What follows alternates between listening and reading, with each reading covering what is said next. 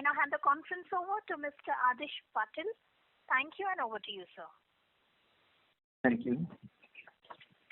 Good afternoon, everyone, and a very warm welcome to all of you present on the call to discuss our financial results for Q4 and FY21. In the wake of second wave of COVID-19, we hope all of you and your loved ones are healthy and safe. We hope everyone is following all the regulations and safety protocols laid out by various authorities.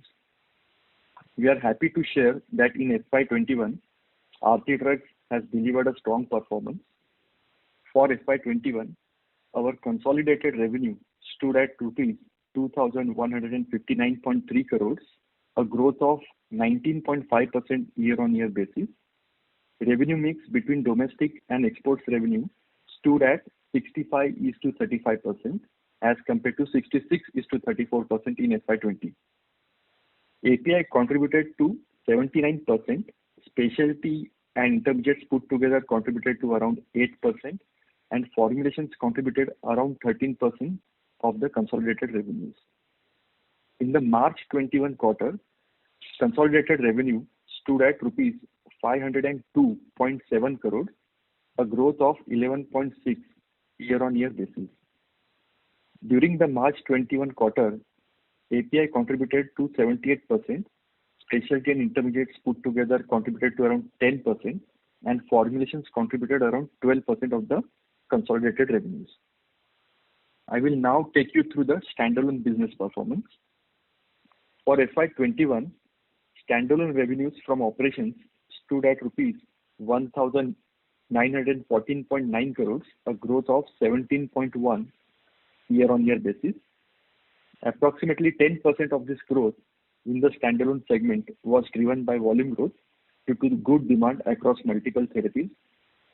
Therapy-wise, the antibiotic category contributed around 44%, anti-protozoal around 15%, anti-inflammatory around 12%, anti-diabetic around 10%, antifungal around 6%, and rest contributed around 13%. Anti-inflammatory segment share to the total standalone revenue increased mainly on the account of good sales of products like nimesulide, diclofenac sodium and its derivatives, and celecoxib. 65% of these revenues came from the domestic market and 35% from the export market. Domestic revenue grew approximately by 15.4% and exports by around 20.6%. As discussed during our past earnings call, demand for anti-protozoal and some of the antibiotic products remained subdued due to lockdowns across the country during the year. We are expecting this demand to normalize once people start traveling regularly. For the current March 21 quarter, standalone revenue stood at rupees 452.08 crores, a growth of 11.2% on year-on-year basis. During the quarter, we witnessed a shutdown of two of our Tarapur plants in the month of January and February. On the annual basis, the impact was not significant as the shutdown lasted less than a couple of months. To mitigate this kind of risk in future, the company has recently converted two more of its manufacturing locations to zero liquid discharge category, in addition to two existing zero liquid discharge facilities since 2 years. Further, the company is in the process to achieve ZLD operations for 4 more facilities in Tarapur. For your benefit, zero liquid discharge is a treatment process designed to remove all the organic liquid waste from a system. The focus of this process is to segregate effluent streams into various categories, extract byproducts like salts, and produce clean water that is suitable for reuse in some cases, thereby being more eco-friendly. Also, being a part of socially responsible corporate in the current dire conditions of pandemic, the company recently donated oxygen plants to the government hospital to help those who were severely affected by COVID-19. Now we'll talk about formulation segment performance. For FY21, formulation revenue stood at rupees 284.9 crores, a growth of 36.5% year-on-year basis. Approximately 36% of the formulation revenue came from exports for FY21. For the March 21 quarter, revenue for formulations stood at rupees 61.9 crores, a growth of 22.2% year-on-year basis. Profitability was slightly low due to lack of execution of export orders, which will come in coming quarters. Also, the second wave of COVID-19 had a little impact on the full utilization of the capacity. On a consolidated basis for FY21, gross margins expanded by approximately 400 basis points on a year-on-year basis to 38.7%. With the improvement in our operating leverage, process efficiencies, and better realization in sales, our EBITDA margins showed a meaningful improvement to 20.5% for FY21. We'll be able to maintain our EBITDA margins in the range of 18 to 20% going forward. Profit after tax before other comprehensive income for FY21 stood at rupees 280.4 crores as against rupees 141.4 crores year-on-year basis. EPS for FY21 stood at rupees 30.09 compared to rupees 15.14 in FY20. We are very confident in strengthening our top-line performance further in FY 2022 based on the incremental capacities which would be available in near future. For Q4 FY21, EBITDA grew 13.3% YOY to rupees 81.9 crores. EBITDA margin expanded to 16.3%. Profit before tax, excluding exceptional items, for Q4 FY21 stood at rupees 65.3 crores as against 52.3 crores year-on-year basis. Our balance sheet continues to remain robust. Our gross debt stood at 344 crores, of which 187 crores would be the term loan. Our net debt to equity ratio improved to 0.38x from 0.6x in FY20. However, our leverage is expected to increase slightly to some extent as we continue to ramp up our capacities through greenfield and brownfield capex. Nonetheless, lower cost of debt is expected to augment our return ratios further. Return on equity for FY21 stood at 35.8% as against 23.7% in FY20. Significant improvement in ROE was led by better process efficiencies, lower interest cost, and robust growth in profitability due to better realization in selling prices. Our pre-tax ROC, return on capital employed, stood at 34.2% as against 20.4% in FY20. Net operating working capital requirement was little higher on the accounts of higher RM inventory level. We are taking steps to reduce it, and in the coming quarters, you will see the results in terms of working capital requirement.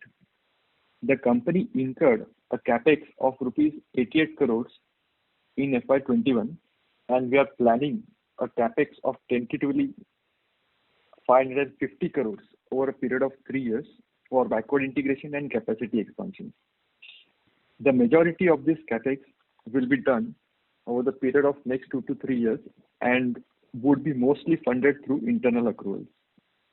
We are expecting an asset turnover of 2 to 2.5x on this investment once the entire capex is completed and utilizations are at full potential. Credit rating agencies like ICRA and CRISIL both have reaffirmed our debt credit rating on long-term facilities to AA- with a stable outlook and A1+ for the short-term facilities. The strong credit rating will further allow us to cut down our rate of interest, which in turn would reduce our interest outgo, thereby improving our ROE further. In line with our shareholder payout policy, we have announced a share buyback worth rupees 60 crores and a dividend of rupees 2.5 per share during last financial year. The board has approved a share buyback of 60 crores in March 2021, which is currently ongoing. Cumulatively, we have distributed approximately 195 crores in the form of dividend and share buybacks over the last 6 years which includes the ongoing share buyback as well. Our strategy to invest in backward integration has played a pivotal role in our strong performance. While the industry is facing supply chain issues due to the constraints of supply coming from China, our operations are largely unaffected due to these disruptions on the account of backward integration. We will continue to invest in backward integration to be self-reliant for various input materials and KSMs going forward. Apart from de-risking, the backward integration will also help to improve margin profile and return ratios. The company is well on track of increasing the contribution from lifestyle and chronic therapeutic areas and reducing share of acute therapies in our API business. Our recently expanded anti-inflammatory capacity has already started contributing to the growth. We have a robust pipeline of products under development for API and finished dosages, with more focus on antifungal, anti-diabetic, and anticoagulant therapies. The company is also in the process of commissioning a new production line for anti-diabetic products. In fact, we have already commercially launched one of the anti-diabetic products as of now. In addition, brownfield expansion of one of the antibiotic products would also be completed shortly. We remain committed to explore more opportunities in the regulated markets with enhanced data integrity and automation. As far as US FDA is concerned, we had a recent dialogue with the authorities for one of our products for additional data. However, due to the recent second wave, our plan for mock audit by an ex-US FDA inspector slightly got delayed. We can now begin with the Q&A session. So we'll be open to take questions from you guys. Thank you very much. We will now begin the question and answer session. Anyone who wishes to ask a question may press star and one on the touchtone telephone. If you wish to remove yourself from the question queue, you may press star and two. Participants are requested to use handsets while asking a question. Ladies and gentlemen, we will wait for a moment while the question queue assembles.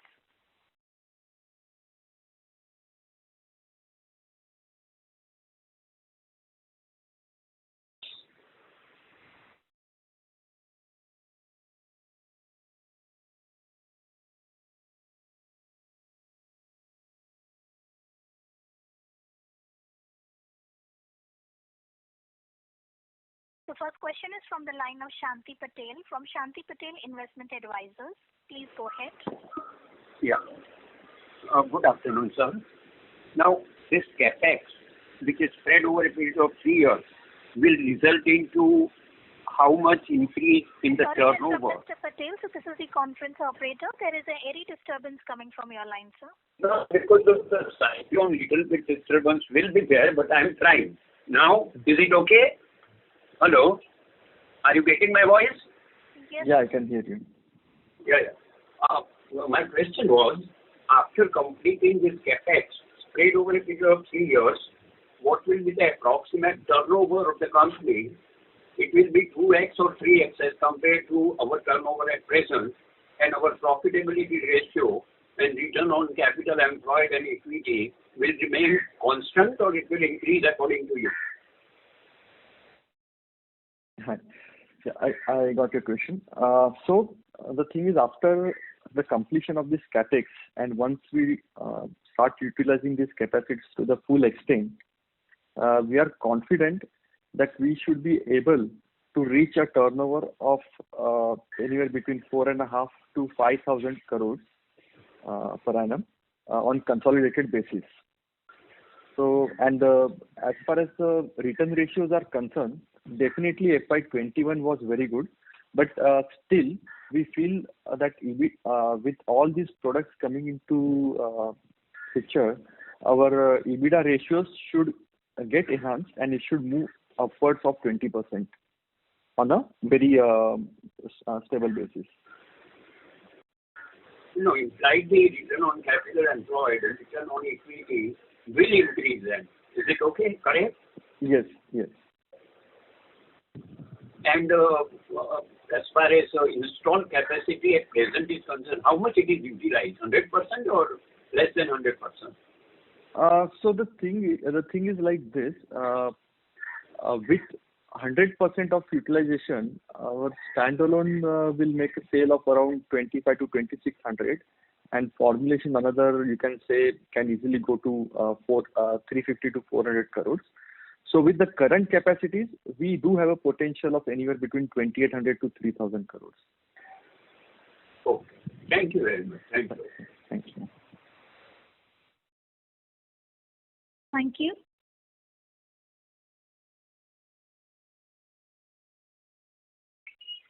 The next question is from the line of Runjhun Jain from Nirmal Bang. Please go ahead. Thank you for the opportunity. And sir, you have said that due to, in the opening remarks, that due to the COVID-related issues, there was some lower capacity utilization. Would you like to elaborate that?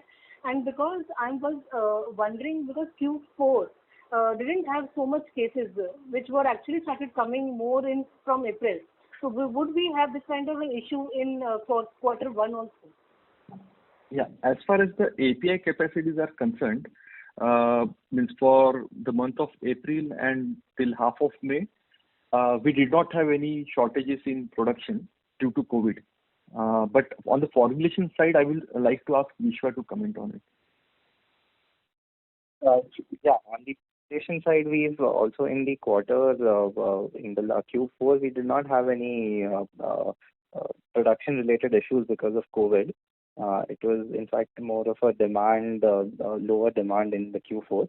However, in the current quarter, in April and May, we have faced severe manpower issues due to the COVID-related issues. So you are saying that because of the COVID-related issue, there was lower demand in Q4, which led to the lower profitability? As far as formulations is concerned, there was a lower demand, which was due to a higher stocking. The stock levels were kept higher in the domestic market overall, which rationalized in the Q4, and due to which there was a fall in demand in Q4, which again picked up in April. For APIs, Adish can comment. So Q1 is normalized now? Q1 is normalized, yes. Great. Sir, can you give also some outlook about the growth, sales growth about the next year? You are saying that the new facility is coming up, so what kind of a growth we can see in the coming year?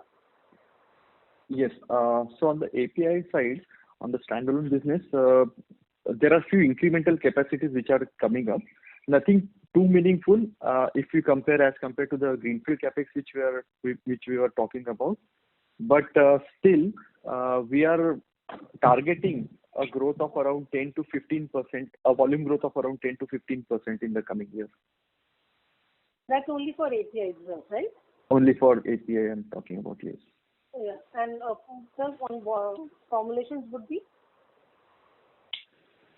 So for formulations, in this financial year, all our increment would come from our existing capacities only, as well as in formulations, we do have a substantial business from our contract manufacturing site.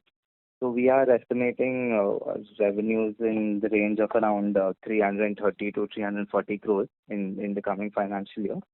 And we do have a capex plan of around 40 to 45 crores in the current financial year, which would start bringing in revenues partially from the next year. So sir, this 40 to 45 crore of capex, is it the part of that 550 crore capex which you have given for over 3 years? No, that is the formulation capex is in addition to that. Okay. And sir, this last question, this year we have seen over the last year, profitability has improved quite handsomely. And next year you are saying that, and that is why you are being, I think, conservative. You always give that. You are maintaining 18 to 20% of EBITDA margin. So we have done around 20% in FY21 itself. So you are saying that we might see some pressure on profitability in FY22? Thank you. Yeah, I mean, we are just being conservative. There were few instances in the March quarter, in the late March quarter, of few of the raw material prices going up on the account of some shortages in terms of one of the suppliers going down in a particular product. But then with the streamlining of supplies, some of these prices which have gone up should ease down. That is what we are expecting. But just to be on a conservative side, we are saying 18 to 20% is fair enough to estimate or expect. Thank you, Anvesh.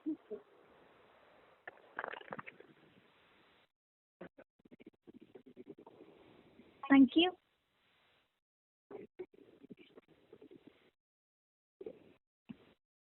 The next question is from the line of Lakshmi Singh from Athena Health. Please go ahead. Yeah, hi. Thank you for the opportunity. So my first question is, I wanted to know why the promoters' holding have been decreased by more than 2% in the last 2 years. Can you give some idea about it? Yeah. So it hasn't decreased significantly as such. And the thing is, some extended families might be selling their shares, but the core promoter families, they are not selling much. So there is nothing like a decided plan of reducing the holding, because maybe one of family, because of the cash flow requirement, might have sold a little bit. But overall, there is no such systematic selling in promoters. Okay. So is our debt to equity ratio has been same, or is it increased in this quarter? Debt to equity ratio? Yeah. Debt to equity ratio has improved quite a lot. In fact, in the history of the company, I think it should be the lowest. It is 0.38 right now. Okay. And can you tell the reason for decrease in sales last, in Q4? Yes. So, as Visha told, on the formulation side, a little bit of demand aspect was there. But on the API side, it was mainly on the account of lower utilization also. So there were a few pollution-related issues in the Tarapur region, because of which our capacities did suffer in Q4. The utilization was only 64%, which usually is very high for us. So that was the main reason why the sales were low in Q4.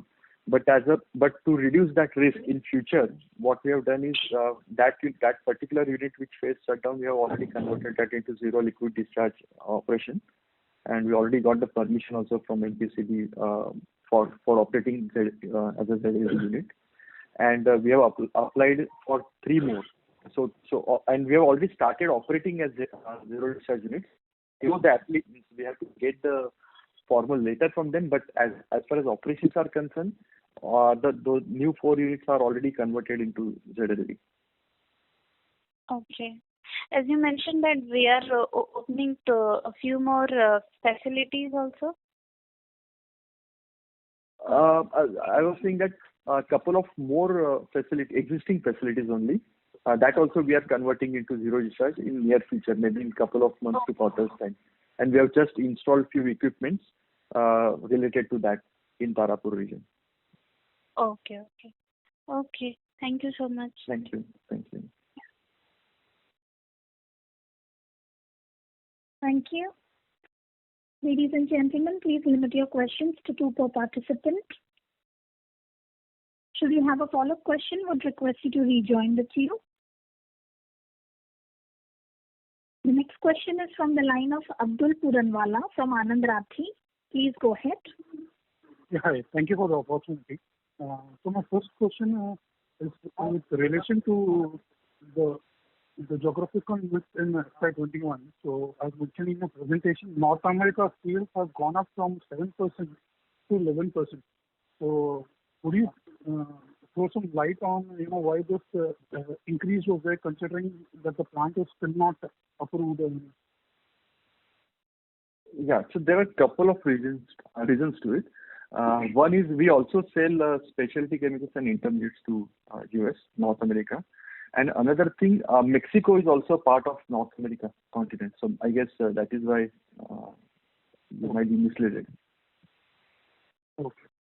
And so just one more question on the product under development. So under the formulations, could you throw some light on what could be the opportunities on the diabetes and the anticonvulsant products, what is under development?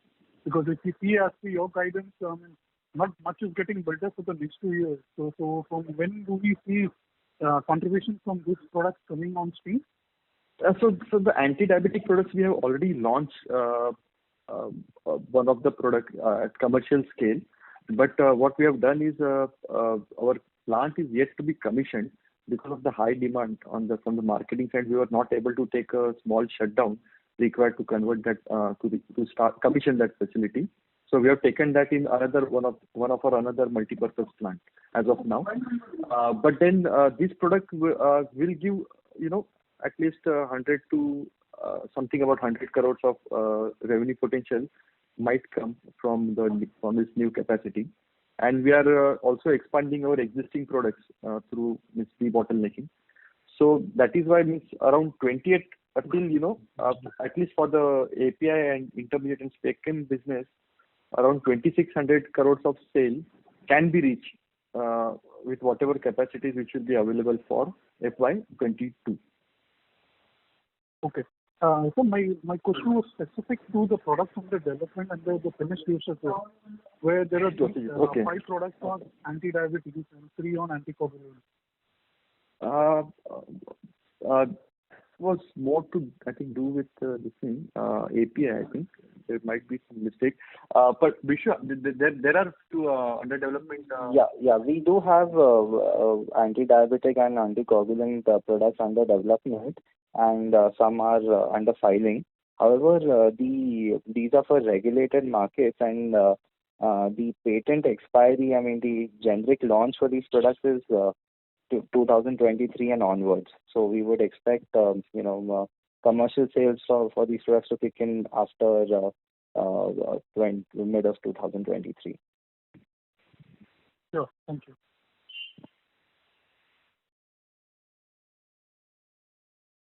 Thank you. The next question is from the line of Ranveer Singh from Sunidhi Securities. Please go ahead. Yeah, thanks for taking my question. So just you mentioned that 2,600 crore revenue for FY22, that is total revenue you are talking about, or from the current capacity is peak revenue you are mentioned? That is the peak revenue which we can achieve with the current capacity. Okay. So, like in phase 1, metformin project is already on, and phase 2 was scheduled. So in FY22, any part of phase 2 metformin capacity would be commercialized? Yes. So this phase 2 means actually it's like this. In metformin, when we created plant back in 2013, we were supposed to have 2 phases. First was 600, second was 1200. So those 2 phases have already been completed. Now another round of expansion which we are planning, that also we are going to do in 2 phases. So of that first phase will be done by the end of this financial year, most probably. So phase 1 metformin capacity is already contributing to revenue, right? Correct. So it around 1,000 to 1,100 tons per month of capacity is already there. Yeah. So what you said that will by FY22? Yeah. So what we are planning to do is we are going to scale up this 1,000 tons to 2,000 tons per month by the end of this year, and then after 3 years it will be scaled up to 3,000 tons per month. Okay. And secondly, for buyback, what is the rationale for this small buyback? Because already we had it in our balance sheet. So how does it, help us? So it is a part of our shareholder payout policy, which is around 20, anywhere between 20 to 30% of PAT. So that is the reason why we announced this buyback. Okay. And last one, if I can, you have already given EBITDA margin guidance, but can you give a gross margin guidance also? Because I believe that new capacity may have some higher overhead. Gross margins, difficult to give right now, but I would say it will be anywhere near about 36% or something like that, 36-37%. Okay, that's it from my Okay, side. yeah. Thanks. Thank you. Thank you. The next question is from the line of Umang Shah from AMSEC Life PMS. Please go ahead. Sir, thank you for taking my question. Congrats on a good set of numbers. Sir, the first question was, you have some multi-purpose plants also and some capacity which is for specific products. So if you could talk about the asset turns and unit level economics for both the kinds of plants, it would be very helpful. Thank you. Okay. Yes. So, Umang, it's like this. So, you're correct that we do have multi-purpose plants also. I would say around 80% of our revenues must be coming from dedicated plants. So in dedicated plants, we run only those products. In multi-purpose plant, what happens is products with similar reaction chemistry can be manufactured in the same plant by taking a changeover. But the problem is, whenever we do a changeover, under the regulatory aspect, almost 5 to 7 days are lost in the cleaning process and everything of the product changeover. So the efficiency of the plant keeps on going down as the number of changes increases. So that is the reason why whenever the product is big enough, we always go for dedicated capacity. Possibly to start off with the product, we might start with multi-purpose plant because we might want to test the waters as far as marketing is concerned. And then ultimately as the product grows, we convert that into a dedicated facility. Right. This is very helpful. Sir, I asked because you have one of the best asset turnovers in the industry, from what I understand, and also the asset turnovers and new capacity which is coming up, which is 2.5 times. Is it working capital included or it's just on fixed assets? It is on fixed asset actually. And with working capital, how much would it be, if any indication?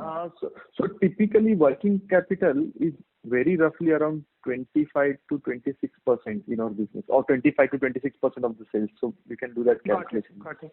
Yeah, I can do that. Yeah. And sir, just last, if I could squeeze in, was sir, regulation-wise in your export market in last 5 to 10 years, have you seen any changes? Are they getting better, stricter, stringent? Anything on that would be helpful. And do you sell on tender basis or do you have your own distributors? Yeah, for the API business you're asking, right? Yes. Okay.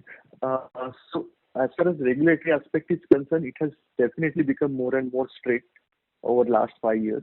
In a lot of cases like genotoxic impurities, photostability studies, then your recently that NDEA, NDMA impurities, elemental analysis. So a lot of new studies are coming up as far as API manufacturing is concerned. So so API manufacturing is becoming more and more difficult and a very skilled job. The kind of specification pharmacopoeia requires as of now is very, very stringent if you compare the same with 10 years back. So as far as regulatory aspect is concerned, definitely it has become very strict. It is in a way good for people like us, established players like us, because it will reduce new entrants. It becomes that much difficult for a new player to enter into a newer molecule. So it is good for us.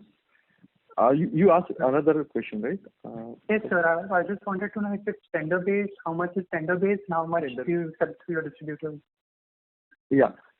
So as far as export business is concerned, it depends on the country. So if in a particular country, if the customer base is fragmented, then it is through distributors. If the customers are large enough to have their own, to ship their own consignments, like in a container, half container load, then it is always a direct business, because those kind of customers prefer to do a customer base is fragmented, it is through distributors. Got it, sir. Yeah. Thank you so much, sir. Thank you. Thank you. The next question is from the line of Sagar from Edelweiss. Please go ahead. Hi, Adesh. No, Sagar. So of the capex that you mentioned, 550 crores coming up over 3 years, what is the capex that will come on stream in FY22? As in put to use will be very less, because these projects will go on, and they will be put to use in FY23 most probably. But there are few, like anti-diabetic small expansion is there, then antibiotic small expansion is there, and then we are also expanding a chlorosulfonation product at our Tarapur plant. Those three projects, mini projects you can call, they will happen in this financial year itself. In fact, the chlorosulfonation capacity which I'm talking about, it is almost to the tune of around 400 tons per month. Got it. And can you quantify what was the loss in sales in Q4 due to the regulatory issues? Yes. So regarding that pollution issues, if we take our utilization of capacities and compare Q4 actual production with our Q2 productions, and anywhere between 60 to 80 crores we must have lost. Perfect. Yeah. Thanks, Adesh. Thank you. The next question is from the line of Nimish Mehta from Research Delta Advisors. Please go ahead. Yeah, thanks for the opportunity.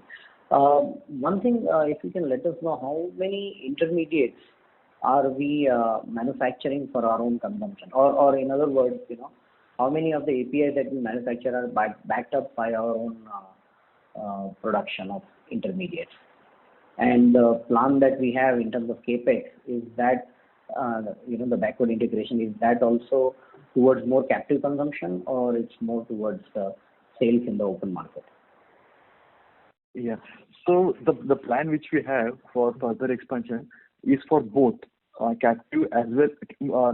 Many of it is for captive consumption, so it will be a part of backward integration, and some of it will be selling outside as well. And as far as the previous question was concerned, that how much backward integrated, or rather in how many products we are backward integrated. So this top 14 to 15 products which we manufacture, they are contributing almost to around 88 to 90% of our total sales, or total standalone sales. And in all these 14 to 15 products, we are at least equally or more backward integrated than our competitors. So you can say almost this 88 to 90% of the sales is backward integrated. So, is it fair to understand that all the KSM required for the 14, 15 products are manufactured by us? So it is more like this. So if you can go n number of steps behind, but the logic to go behind is that first of all, you should be more backward integrated than your competitors, than your peers. That is the first rule. And second would be the KSMs which you are procuring, there should be multiple manufacturers available for that KSM, so that there is enough competition among them, so that you can get that KSM at a good price. If there is, some sort of cartelling or undue profit available in the KSM, then usually we go behind and manufacture that. But is it not fair to assume that most of the KSMs are imported from China, and hence you are almost required to manufacture all the KSMs, from a competitive angle? So it depends. Just to give you few examples, like ofloxacin, nor and levofloxacin. So these products were absolutely imported from China back in, I think, 2013 or so. Almost 80-90% of the India's consumption used to come from China.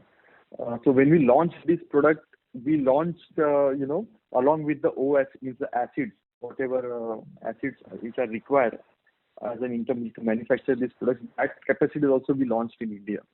But definitely, if you say the raw materials required for those acids, yes, some of them are coming from China.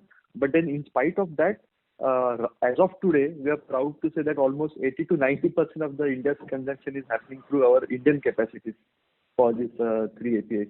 So it all depends upon the competitive landscape. That is how we decide. And there are few intermediates which we are supplying to China as well. Few intermediates and the APIs. So that is also there. Wow. And lastly, is it fair to assume that intermediate is a bigger opportunity than API, or wherever you can manufacture intermediate even for API. Only there we can see an opportunity. I mean, is that a fair understanding, or how would you put it? Yeah. Definitely we have seen ample cases in the market where intermediate manufacturers have done really well. What we believe in is that specialty chemicals, that line of business we feel is more attractive. Reason being, it has a lot wider application in terms of end use. So that is the reason why we are looking into this chlorosulfonation products. And we have been already doing those products since last 20 years. Now just that we are going through a better route, better continuous process. So now we'll be scaling those products like 10 folds than what current capacities we have. So that is the route where which we are following for expansion. Right. So that will be beyond pharma as well. The target customer would be beyond pharma as well. Yeah, some of them are pharma, some of them are beyond pharma as well. Dyes and intermediate or pigments, colors. Understood. Okay. Thank you very much. Understood. Thank you. The next question is from the line of Kunal from Valum India Discovery Fund. Please go ahead. Thank you very much for the opportunity. I wanted to understand. Sorry to interrupt, sir. Your voice is not audible, sir. Yeah, is it better? Yeah. Yes. Yeah. Thank you very much for the opportunity. I wanted to understand, just wanted to have the split of the capex in three silos. So how much would it be for greenfield, brownfield, what will it and backward integration? Okay. I will slightly answer your question in a little different way. So the brownfield expansions or whatever debottlenecking incremental capacity enhancement which we do, or that and that will include our maintenance capex as well. So all this put together, we are keeping a very rough budget of 50 to 60 crores per annum for this kind of capex, maintenance plus brownfield. And for greenfield, we have already announced that around 550 crores of capex is lined up for next 3 years. So that is how it is split. Okay, so I could, please correct me if I'm wrong. So I think 500, you're saying 500 to 550 crores is for the greenfield capex, and the rest is some amount is for the brownfield and maintenance. Is that the right way to look at it? Correct. Yes, that is what I said. Okay. And got it. And regarding gross margin, do you expect any major pressure, I would say, pressure on the gross margin because of the raw material prices are moving up? Harit, would you like to answer this question? Yeah. Actually, this last March, April onwards, prices some of basic chemicals have moved up considerably due to shutdowns and closure of one or two major plants in US and Europe. So we expect these to cool down in next couple of months. So we are feeling that there will be a pressure for at least first 2-3 months in this year, but eventually selling price also will go up accordingly, because we'll pass that whatever increased price we'll pass it to the customer. So with net to net basis, 1 or 2 months we'll be suffering, but otherwise we'll catch up once the price stabilizes. Sure.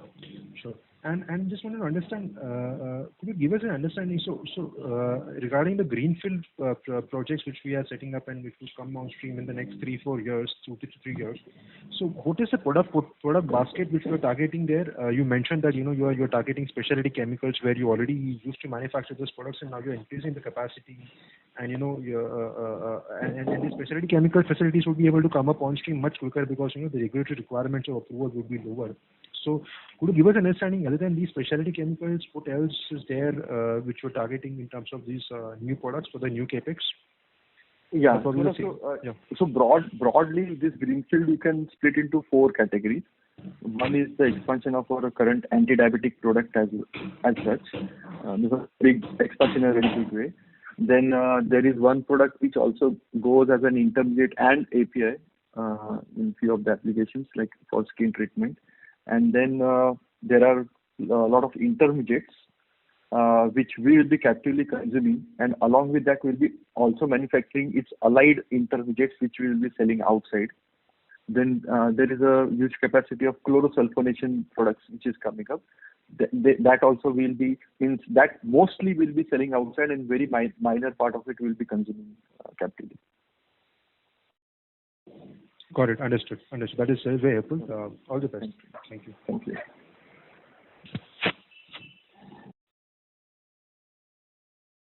So your question is answered? Yeah, it is answered. Thank you very much. Okay. Thank you. The next question is from the line of Arun Kumar from Aries Investment. Please go ahead. I just wish to ask that what is your forward outlook on margin side and revenue side? Because earlier you had stated that due to your this pollution, in the months of January and February, you had problems with the production. I suppose that must have been overcome in this quarter. So, what are your plans ahead?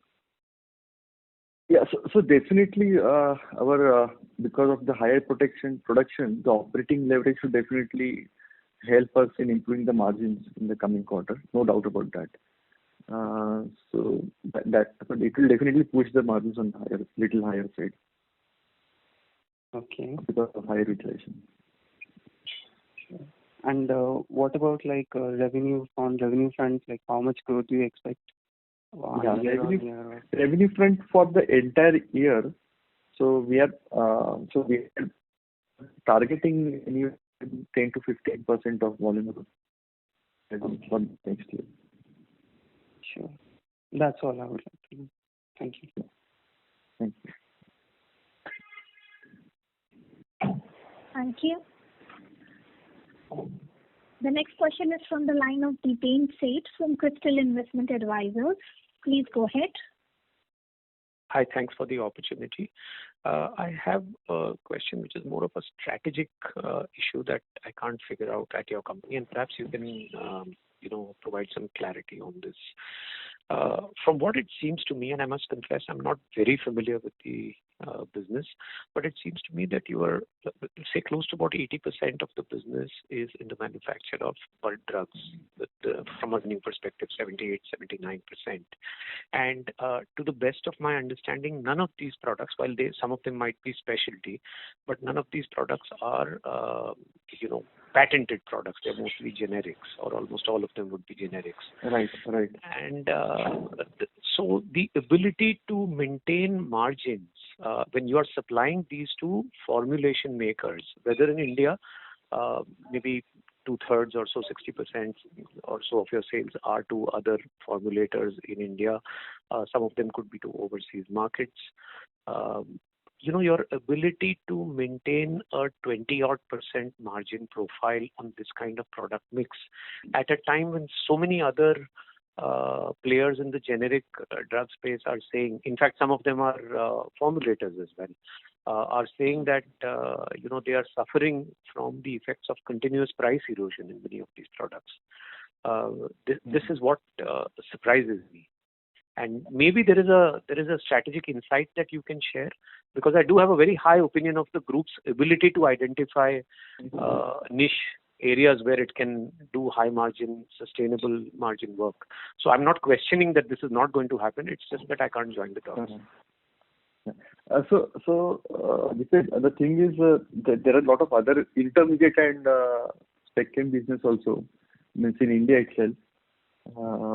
Close to product profile what we manufacture, they are also doing, they have been doing rather for last 2-3 years EBITDA margins of anywhere in mid-20s, 23-25%. So it is quite possible if you scale up a particular product to a large extent, then your economies of scale kick in, and and when you are able to do that in a product like API, which is also governed by regulatory aspect, So even more entry barriers are there from regulatory standpoint also for APIs, and plus the economies of scale which we achieve. So I think the combination of the two, and plus the fact that, and the reason that we reach these economies of scale is purely because of good technology, good R&D, means good process improvement, and backward integration. Because of these three factors, we achieve big capacities, and once we achieve big capacities, and our regulatory framework is already there, well organized. So I think both these two skill set combined help us to achieve this kind of margin. So if you'll allow me to add to that, sir, is it fair to assume that you would probably be a cost leader in many of the core high volume products that you Definitely, the ones which we manufacture, definitely. in large That is how we volumes? have, yeah. The one which we manufacture means our top 15 products, definitely, yes. And you would be like a cost leader by a mile. You wouldn't be a small time cost leader being just 1 or 2%. So the thing is, this being a cost leader and process improvement, that is a very continuous process. I mean, 1 year we improve, second, third year the competitors catch up. Somehow. Then you have to improve further. So that race continues. Yeah, it's a treadmill, and this applies at a global level because. Sorry, please carry on. I request you to rejoin the queue for follow-up questions. Sorry. Okay. Thank you. The next question is from the line of Mitesh Shah from ICICI Direct. Please go ahead. Thanks for the opportunity. I just have a couple of questions. First of all, is zero discharge too expensive that we lost around 60-70 crore type of sales and then we have decided to do the zero discharge? And if it is not and it's required for us, then when we can do the zero discharge for all of our plants? Yeah, that's a good question. Actually, the thing is, zero discharge is slightly expensive, no doubt about that. Initially, the CTPs of Tarapur are functioning smoothly. And in fact, the new one also has come up. The phase 1 has already started. The phase 2 is yet to come in. And, so there are 2 CTPs right now in Tarapur, old and new. So the units which are connected to new CTP, they are running fine, there is no problem. But the one which are connected to old CTP, which was not performing properly, there will be faced little bit of issues in terms of production. So now, definitely we have taken a call that, in fact, two of the Tarapur units are already zero discharge ZLD since last 3 years. 2 of them we have already converted, means we got the permission also. Another 2 we are running in ZLD operations, but permission is yet to come. But that's okay because we are already running as ZLD. And 2 more units we are looking forward to do in a couple of months or 1 quarter's time. So we have already done that capex in the month of Feb, March, and April, where we are installing the NEs, NDRs, and whatnot to evaporate and convert that into solid byproducts. So from the OPEX point of view, a bit of it, we might feel a little bit of pinch early on, but on the very high, I would say maximum on a yearly basis, maybe around 15 to 20 crores of OPEX will go up. But then there is also a probability of revenue stream being generated from this, which will offset at least 50 or more % of this increased cost. So ZLD does take efforts. It occupies space also, so which the space which is otherwise for it to manufacture a finished good. So yes, so overall yes, it is expensive, but then I think that is a need of the hour, and the shortages of production caused due to these closures are much more expensive than this ZLD operations. No doubt about that. So in a couple of months, you mean to say that we are having the zero discharge for all the plants, right? Yeah. One of them which is connected to new CTP, we might continue to run like that, but then we will be very close to converting that to ZLD. But we don't see the need to do it because CTP is operating properly in that case. Okay. And have you seen any increasing in the competition recently after FY21? The China has an impact and the other players has as well.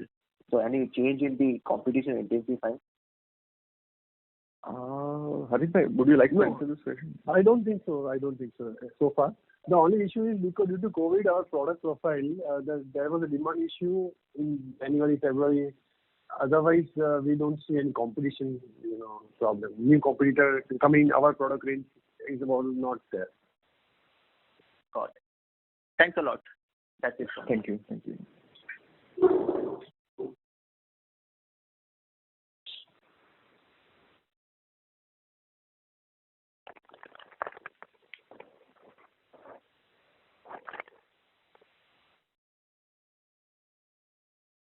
The next question is from the line of Abdul Suganwala from Anand Rathi. Please go ahead. Yes, thank you for the follow-up.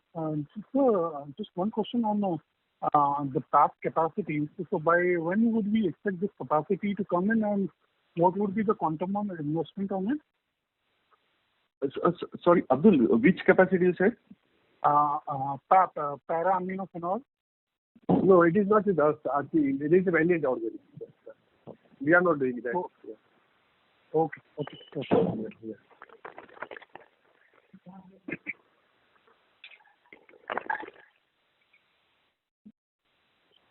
Your question is answered? Yes.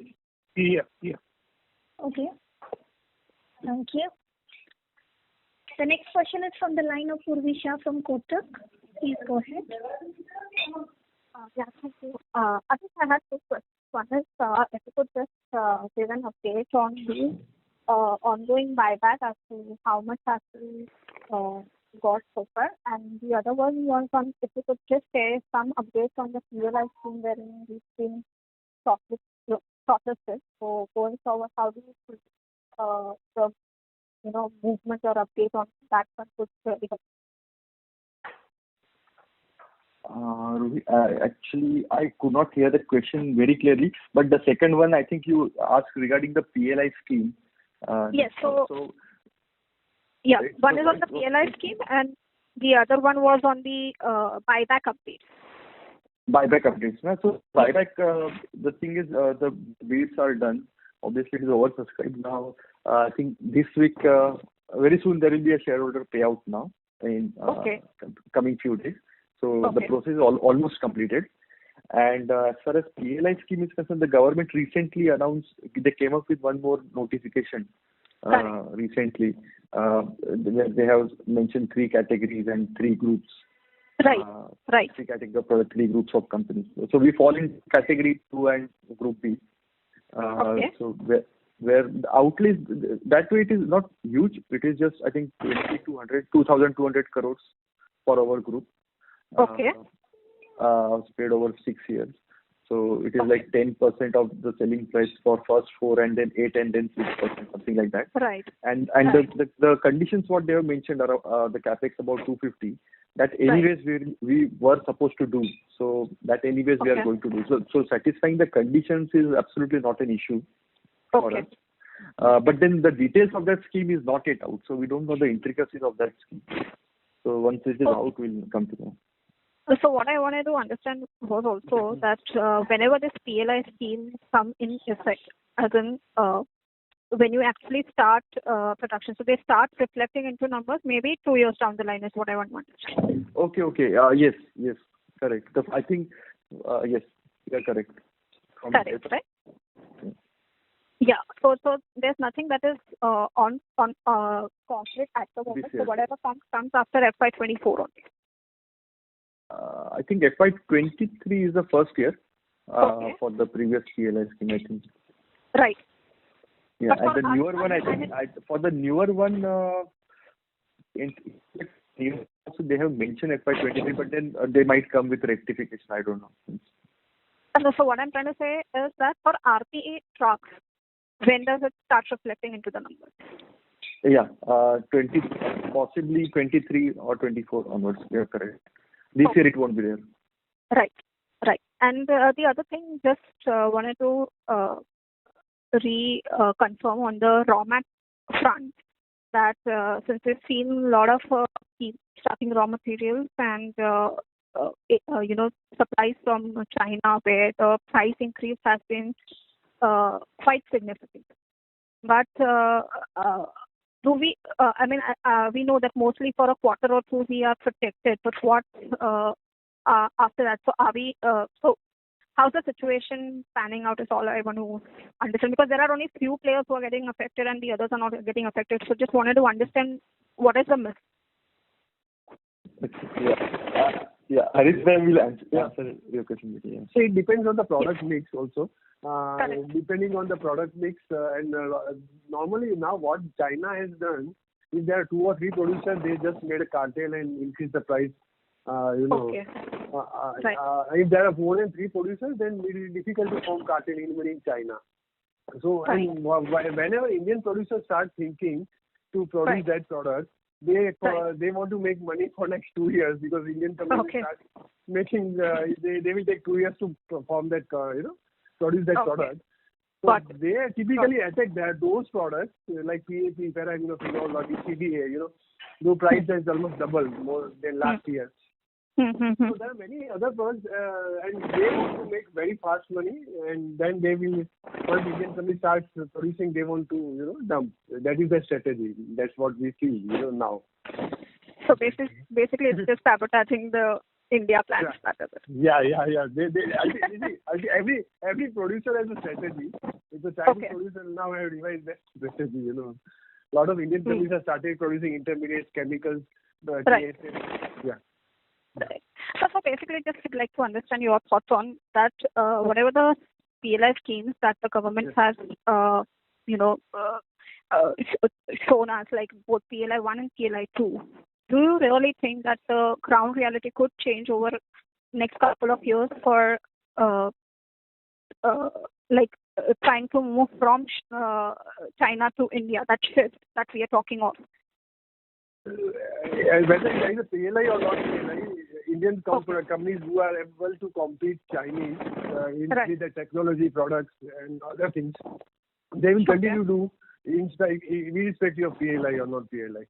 So PLI is only like small time subsidy, and there are a lot of if and buts, and a lot of value addition is there. 70% local value addition is required and all that. So it's very difficult to meet PLI conditions, actually speaking. So forget PLI also, if we do not pay PLI, but irrespective of that also, because as companies also we are trying to de-risk ourselves from Chinese players for raw materials. Sure. How successful can the entire industry be? I mean, moving China out of equation is possible to what extent? No, it depends on the chemistry. Fermentation, we are not at all. The idea is not at all there in fermentation technology, and some of the products like phosgenation. They depend on the chemistry. Correct. Chemistry, So China is ruling the world, actually speaking. So those chemistry, phosgenation and all, India will take 4 or 5 years to come. For Indian companies to start, government giving permission and all that. So gradually, so next 10 years, we feel this next 10 years is for chemical industry, and many multinational companies across the world wants alternative to China. So definitely, Indian companies eventually will come up with. We have the scope is all we want to understand. We have the scope to. Sure. Thank you so much, sir, and all the best. Thank you.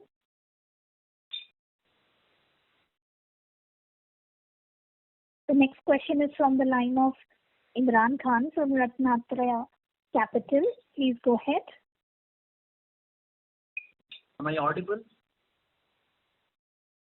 Hello? Yes. Okay. Good. So just wanted to understand, what is happening in terms of pricing, especially on the API side. Let's say compared to, Q4 FY21 compared to Q1, Q2 and Q3 of FY21. So how's the pricing is in the recent quarter? Pricing is more or less stable, but raw material prices have gone up due to shutdowns, and as discussed earlier, there are some basic chemical prices have gone up, and some intermediate case and from China has gone up. So eventually, we will take. We also increase our price. So it is a just short term. There will be an issue, but otherwise, longer term, we will be able to pass that cost to the customers, basically. So there has been I understand that there has been a cost pressure, but the prices are same, right? I mean, there is no much difference in the pricing. No, many products prices have gone up. Like many API prices have gone up recently, depending on the cost, basically. All right. No, thank you. That's it from my side.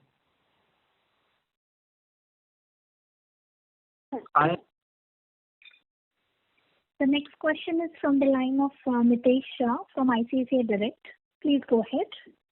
Thanks for taking my question again.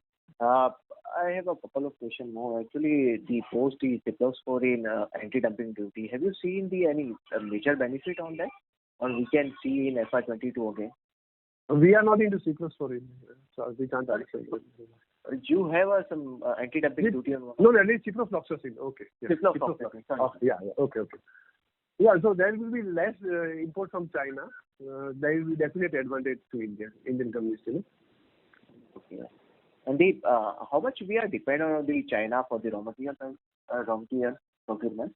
It depends on the product to product. See, there in China also, the API manufacturers are different and raw material producers are different. So whatever China is producing, API producers are producing, they are not as backward as we are. We are also similar on the same line, or we are more backward. So we do import from China, but there is no issue on the availability as of now. Got it. Thanks a lot.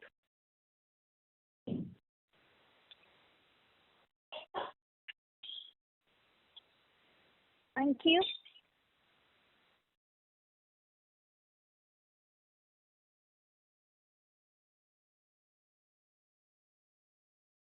I would now like to hand the conference over to Mr. Adhish Patil for closing comments. Thank you all for joining us on this call. So please reach out to us, to our IR consultant, strategic growth advisors, or us directly. Should you have any further queries, stay safe. And now we will close this call. Take care. Bye. Thank you very much, all. Thank you. Thank you, everyone. Thank you. On behalf of Aarti Drugs Limited, that concludes this conference. Thank you for joining us, and you may now disconnect your lines.